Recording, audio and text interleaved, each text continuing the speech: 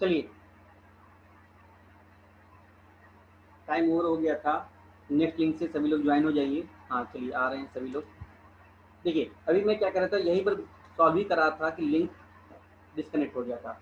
तो अभी क्या करेंगे, यहाँ पर करेंगे 12 से कट कर देंगे, 120 से कट कर देंगे, 3 टाइम्स में चला जाएगा तो ये हो जाएगा 49/3 पाई माइनस, अगर मैं यहाँ से करूँ ये हो जाएगा 49 ये से ओके अभी ना चलिए 49/2 साइन 120 डिग्री को क्या लिखेंगे, खुद से बनाइएगा, 90 प्लस से कीजिएगा या 180 माइनस कीजिएगा, फिर उसके बाद क्वाड्रेंट देखिएगा कौन से क्वाड्रेंट में है। ठीक है, मुझे तो देखकर लगता है ये सेकंड क्वाड्रेंट में, और सेकंड क्वाड्रेंट में साइन पॉजिटिव होता है। ठीक है, तो यहाँ पर मैं कर सकता हूँ इसको, तो लिख सकता हूँ √3/2। यहाँ तक सॉल्व हो गया, फर्दर सॉल्व कीजिएगा 49/2, 49, अच्छा 2 तो नहीं, 49 कॉमन निकाल लेता हूँ, बचेगा क्या π/3 माइनस बचेगा √3/4। ठीक है, ये सेंटीमीटर स्क्वायर इसका आंसर हो जाएगा। कोई डाउट है किसी को? सभी लोग ज्वाइन हो गए? ओके चलिए सभी ज्वाइन है। समझ में आ गया मेजर सेगमेंट माइनर सेगमेंट का कॉन्सेप्ट अगर हो तो कैसे सॉल्व होगा, ये बात आपको समझ में आ गया। ठीक है, अभी आगे बढ़ते हैं, अभी आगे बढ़ते हैं। क्या है हमारे पास,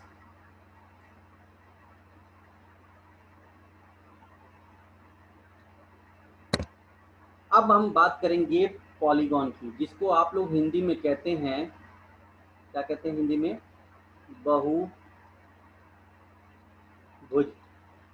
क्या कहेंगे, बहुभुज।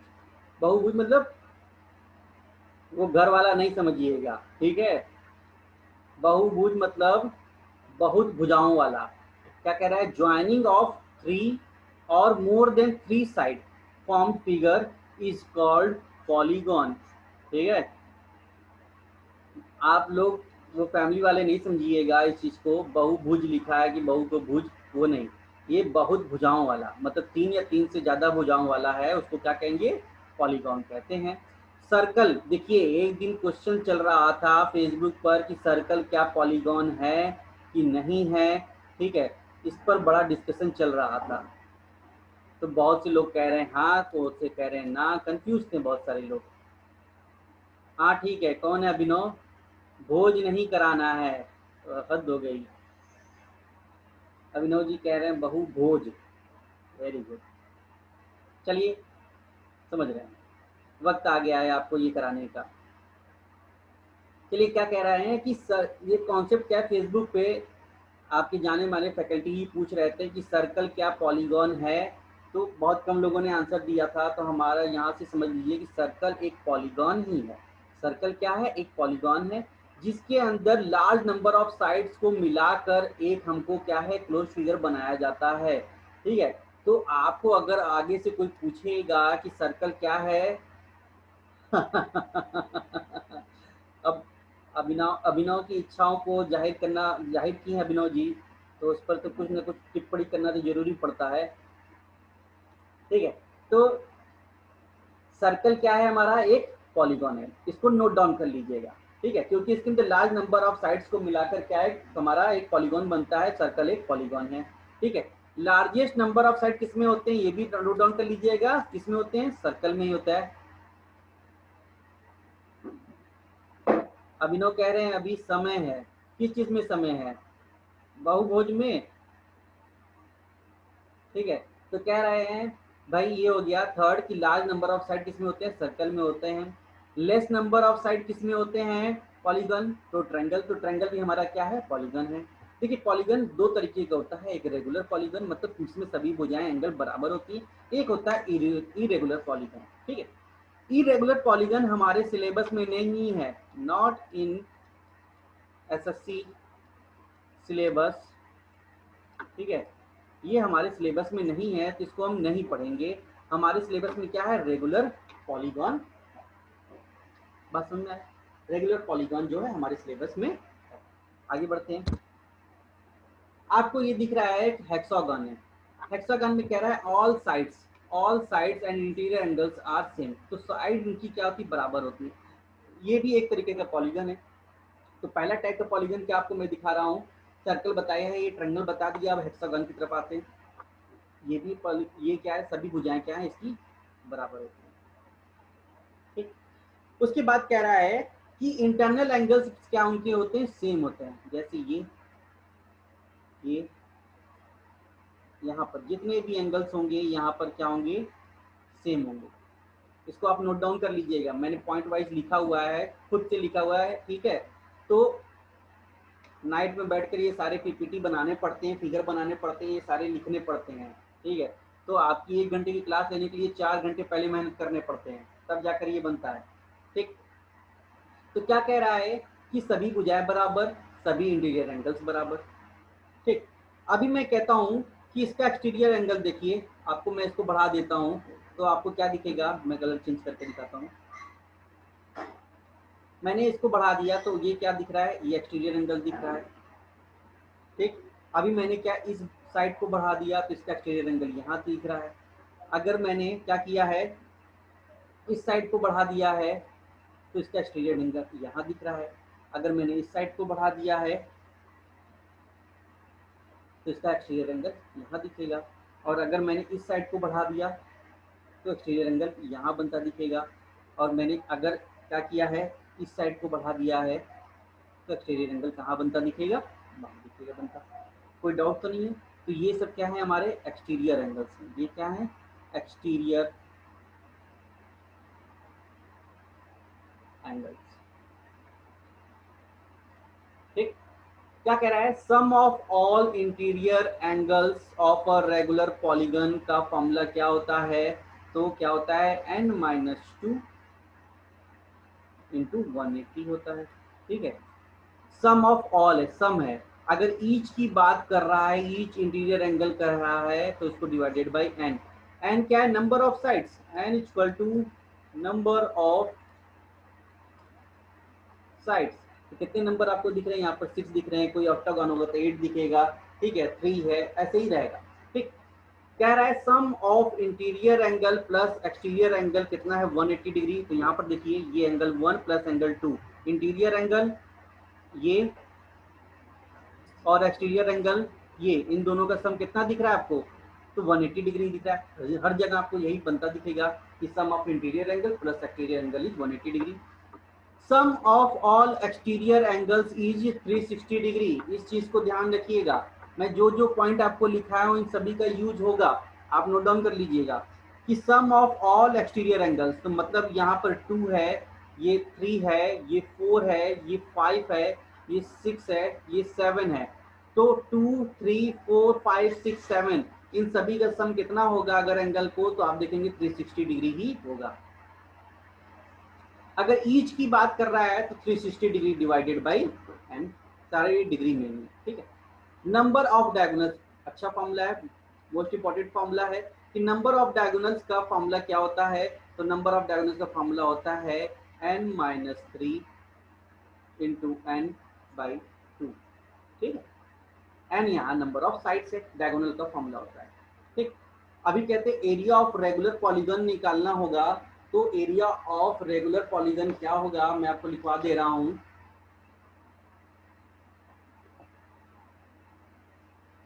एन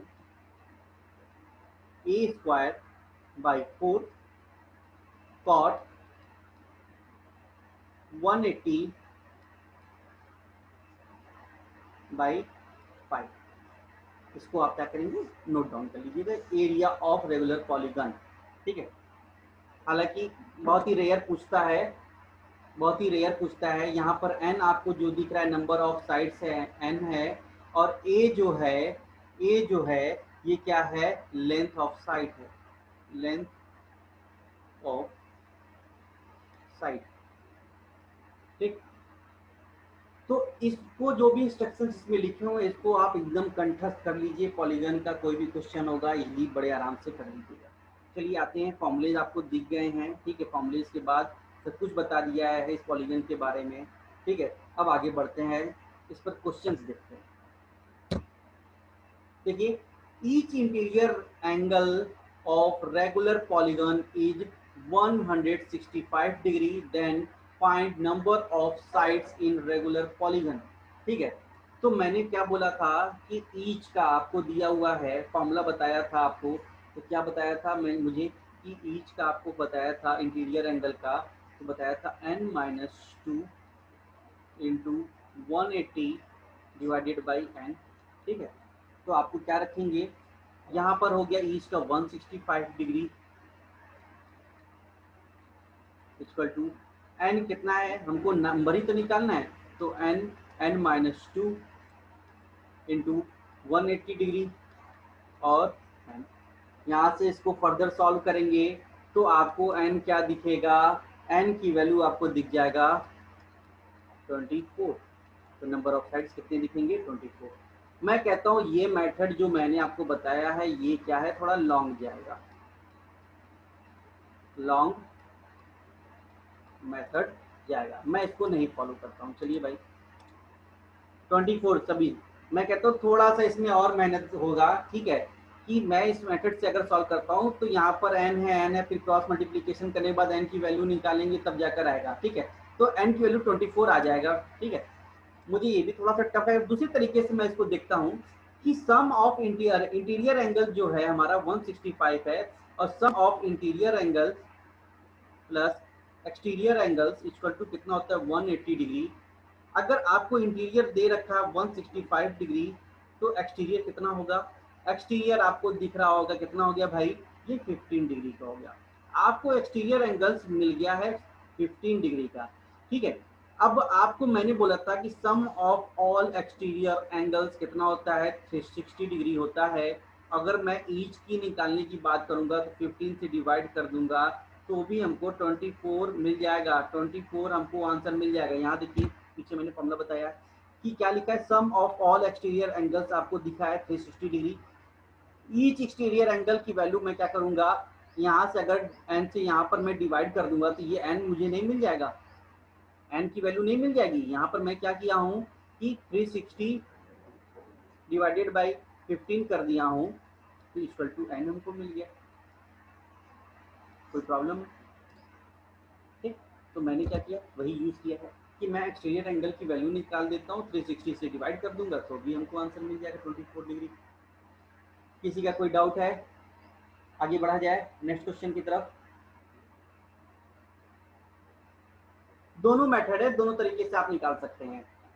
नेक्स्ट क्वेश्चन देखिए, अगर डाउट होगा तो मैसेज कीजिएगा। कह रहा है sum of all interior angles of a regular polygon is 1260 degree, then find the number of sides.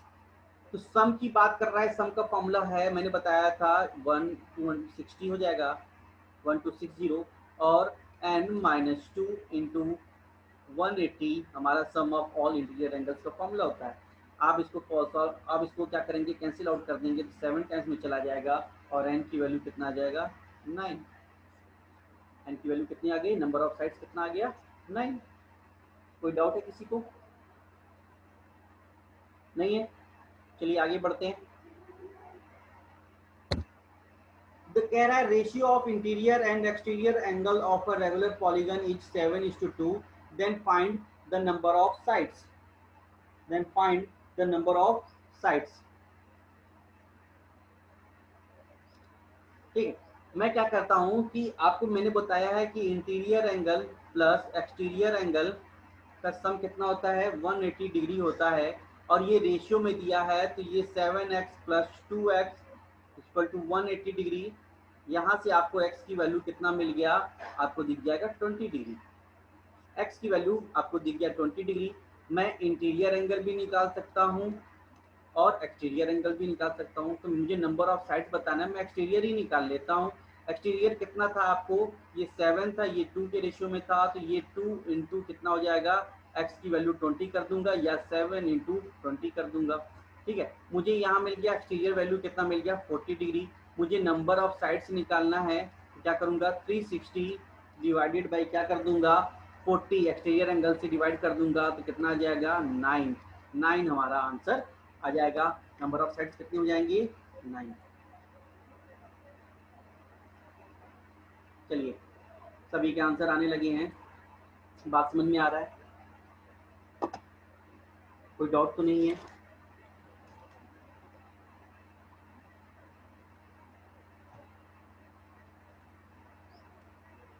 चलिए सभी के आ रहे हैं, अभिनव, आद्या, अभिषेक। अभिषेक आपके आ रहे हैं, देख लेता हूँ मैं एक बार कौन कौन है।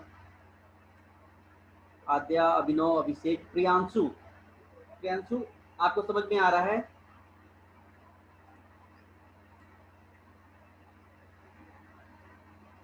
ओके चलिए, ओके गुड, रिप्लाई करते रहिए, मुझे भी पता चलता रहे कि हाँ आप लोगों को समझ में आ रहा है। ठीक है, जितने भी हैं उतने ही सही, पर जितने हैं सभी को समझ में आना चाहिए।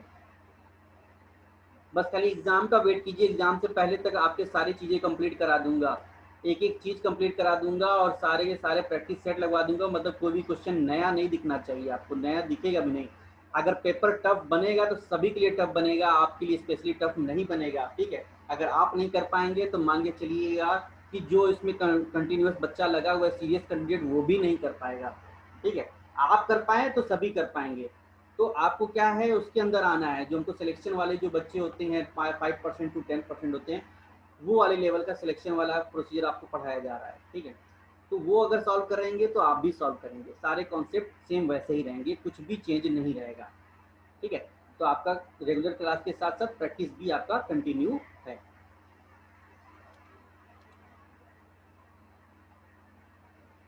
चलिए नेक्स्ट क्वेश्चन देखते हैं इस पर कि regular polygon has a 135 diagonals. Diagonal का फॉर्मूला है find the number of sides.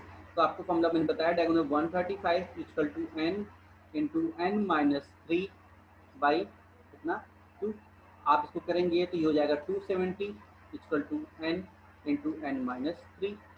आप ऑप्शन से भी डायरेक्ट क्या कर सकते हैं, n की वैल्यू वहाँ पर ऑप्शन में दिए होंगे वहाँ से भी रख कर निकाल सकते हैं, और अगर वहाँ से नहीं निकाल सकते हैं तो वहाँ पर क्या दिया होगा, जो भी ऑप्शन दिखे हों आपको 270 बनाना है तो n की वैल्यू को 18 रख दीजिए, यहाँ हो जाएगा 18 माइनस 3, तो हो जाएगा 18 इंटू 15 करेंगे तो आपको कितना आ जाएगा 270 बन जाएगा। ये 270 बन जाएगा तो n की वैल्यू कितनी हो गई 18।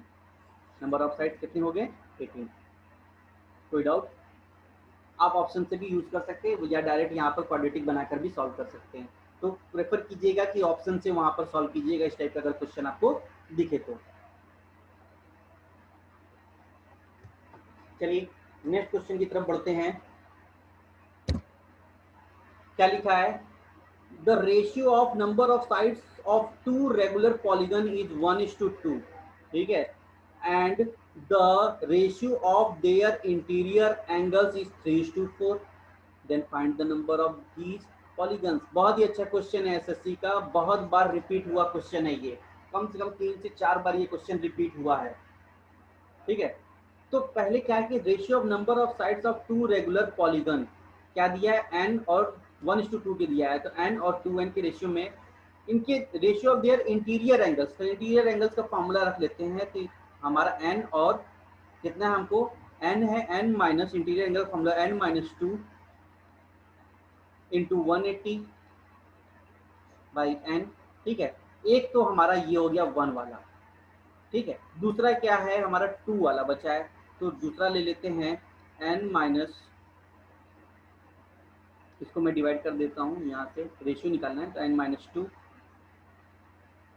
इंटू 180 2n यहाँ पर, क्योंकि n यहाँ पर लिया है 1:2 के दिया है तो एक n होगा और दूसरा होगा 2n होगा, तो यहाँ पर होगा 2n by 2n equal to यहाँ पर क्या दिया है रेशियो दिया है 3:4। अब आप इसको 180 से 180 कैंसिल आउट कर देंगे, n से n कैंसिल आउट हो गया, और यहाँ से ब्रैकेट के अंदर से मैं 2 कॉमन निकाल कर कैंसिल आउट कर दूंगा, 2 कैंसिल आउट हो जाएगा तो बचेगा क्या n माइनस 2 और n माइनस 1 इक्वल टू कितना बचेगा 3 और 4। आप यहाँ से n की वैल्यू 3 और 4 अब बनता दिख रहा है, तो अगर क्रॉस मल्टीप्लिकेशन करेंगे तब भी n की वैल्यू निकल जाएगा, या डायरेक्ट अगर रखना चाहेंगे तो n की वैल्यू आपको यहाँ पर 5 रख देंगे तो आप भी लिख सकता है कि n-2 = 3 दिखेगा, n-1 = 4 बनता थी। तो n की वैल्यू आपको क्या मिल गया, 5 मिल गया। आप नंबर ऑफ साइड्स कितना हो सकता है, एक 5 है और दूसरा कितना हो जाएगा 10। तो आपको ऑप्शन दिया होगा 5 10 दिया होगा, 6 और 6 10 दिया होगा, 6 और 12 दिया होगा, 4 और 8 दिया होगा, ठीक है, और 7 और 14 दिया होगा। दो ऑप्शन ऐसे ऑप्शन आपको दिए होंगे, ठीक है। तो यही प्रोसीजर है इसको सॉल्व करने का। ये क्वेश्चन बहुत बार रिपीट हुआ है। नंबर ऑफ साइड्स क्या दिया है, मुझे क्या दिया है, 1:2 के रेशियो में दिया है, तो एक n होगा, दूसरा 2n होगा। फिर वापस हमारा क्या है, रेशियो ऑफ इंटीरियर एंगल्स का फॉर्मूला लगा देंगे। इंटीरियर एंगल फॉर्मूला क्या है, उनके रेशियो में रख देंगे और वो किसके बराबर, 3:4 के बराबर है। आप फर्दर सॉल्व कीजिएगा, n की वैल्यू आपको मिल जाएगा। कोई डाउट है किसी का? देखिए आज की क्लास में क्या हुआ है, हमने कि 2D से आगे बढ़ते हुए हम आ गए हैं रेगुलर पॉलीगन की तरफ आ गए हैं। अब एक क्लास और चलेगा रेगुलर पॉलीगन के अंदर ही, और चलेंगे और आगे बढ़ेंगे। हेक्सागन के कुछ क्वेश्चंस और जो एग्जाम में आए हुए हैं, क्वेश्चन जो अच्छे क्वेश्चन है मैं आपको उसको बता दूंगा। उसके बाद ऑक्टागन को बता दूंगा। ऑक्टागन के बाद हम आ जाएंगे 3D पर। ऑक्टागन के बाद हम लोग आ जाएंगे 3D पर, ठीक है। तो जल्दबाजी करने की कोई जरूरत नहीं है। आपका जो एनटीपीसी है वो, अगर आप एनटीपीसी को भी अगर कोई टारगेट कर रहा है तब भी हमारे पास 2-3 महीने हैं, ठीक है। तो इस महीने में मान के चलिए हम मेंसुरेशन के साथ साथ ज्योमेट्री पर भी आ जाएंगे। ज्योमेट्री के बाद आपके पास ज़्यादा चैप्टर बचे नहीं रहते हैं। उसके बाद आपको परसेंटेज कंप्लीट ही है, प्रॉफिट लॉस आपको परसेंटेज कंप्लीट है, प्रॉफिट लॉस करा दिया है, मुझे डिस्काउंट कराना है। डिस्काउंट के बाद उधर क्या है, अरिथमेटिक के पोर्शंस बचे रह जाएंगे, ठीक है। तो वो ज़्यादा इतना टाइम नहीं लेंगे जितना हमारा एडवांस पोर्शन टाइम लेता है। अरिथमेटिक पोर्शन उतना ज़्यादा टाइम नहीं लेता है। तो अगर आप एनटीपीसी भी टारगेट कर रहे हैं तो वो भी आपका इजीली अचीव हो जाएगा। बस आप क्या कंटिन्यू बस खाली इसमें लगे रहिए। आप एनटीपीसी के साथ साथ एनटीपीसी और एसएससी का कोई भी एग्जाम हो रहा हो, सीजीएल हो रहा हो, सीएचएसएल हो रहा हो, सीपीओ एसआई हो रहा हो, एमटीएस हो रहा हो, कोई भी एग्जाम हो रहा होगा, तो ये जो मैं पढ़ा रहा हूँ मैथ आपको सफिशियंट है। सारे एग्जाम निकल जाएंगे। आपका यूपीएसआई का कुछ हो या यूपी ट्रिपल एससी का जो हो कुछ भी, ठीक है। तो कुछ में एडवांस क्वेश्चन नहीं पूछता है तो वहां से उसको स्किप कर दीजिएगा, एडवांस क्वेश्चन मत लीजिएगा या अरिथमेटिक ले लीजिएगा। मतलब आपसे कहाँ कहाँ सारी चीजें पूछेंगी, यहाँ एनटीपीसी एसएससी के पूरे पेपर्स में क्या है, जो भी मैं पढ़ा रहा हूँ सभी जगह काम आएगा।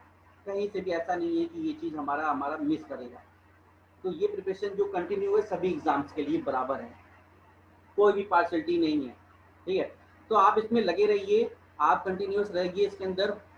पेपर टाइम से ही होना है। पेपर का अपडेट आना शुरू हो गया है। जिसने भी प्रिपरेशन लूज किया मतलब मान के चलिए वो आउट ऑफ फाइट हो जाएगा, क्योंकि सीरियस कैंडिडेट क्या है इस लॉकडाउन में भी लगे हुए हैं एकदम। वो कोई भी मौका नहीं छोड़ रहे हैं सीट को लेने का।